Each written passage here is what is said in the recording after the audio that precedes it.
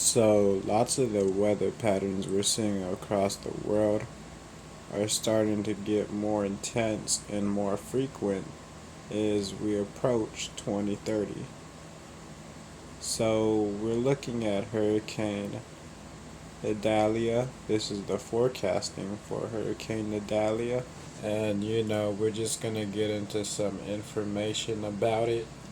How this is another crazy um, random weather event that's happened out of all the ones already happening, like fires. So I'm gonna be playing some clips. I'm gonna be playing some news footage that y'all can look at, y'all can analyze, and then I'm gonna be discussing it.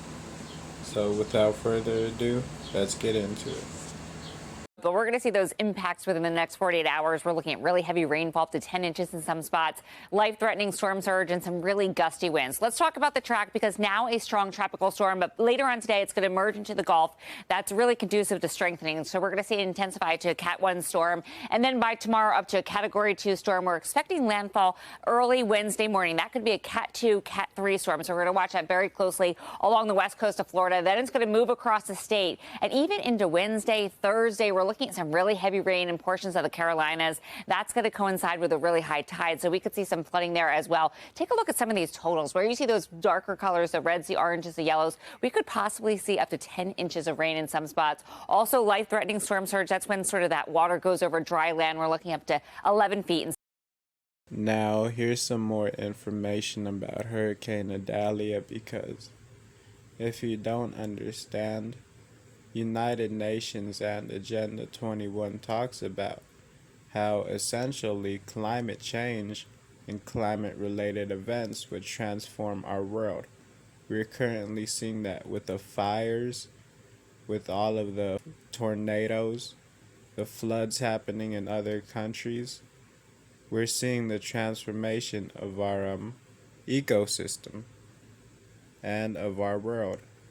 And pretty much Agenda 21 and the Sustainable Development Goals discuss that.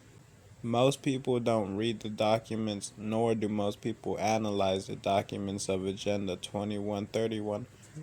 Therefore, when events like this happen, they don't tend to recognize why people like myself had already anticipated these things to happen.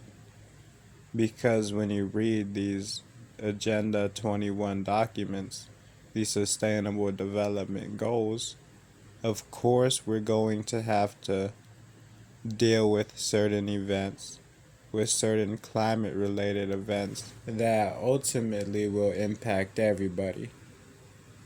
And that's what a lot of people fail to realize, is that these Sustainable Development Goals impact everybody, because part of the agenda is leaving no one behind, which is written in Agenda 21, which is, like I said, why most people have absolutely no idea why lots of this stuff going on is going on, because they really don't read these Agenda 21 documents.